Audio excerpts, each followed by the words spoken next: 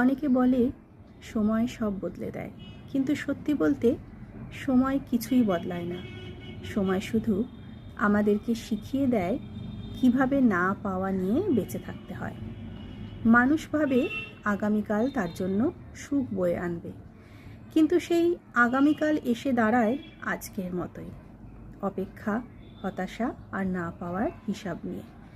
আসলে সুখ কোনো দিন হঠাৎ দরজায় কড়া নাড়ে না।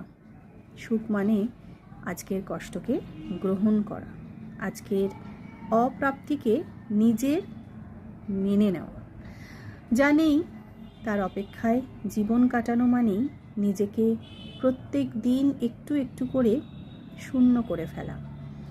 আর যেদিন মানুষ এই শূন্যতাকে আপন করে নেয়, সেদিনই সে বুঝতে পারে সুদিন বলে কিছু নেই, কেবল মানিয়ে নেওয়ার দিন আছে।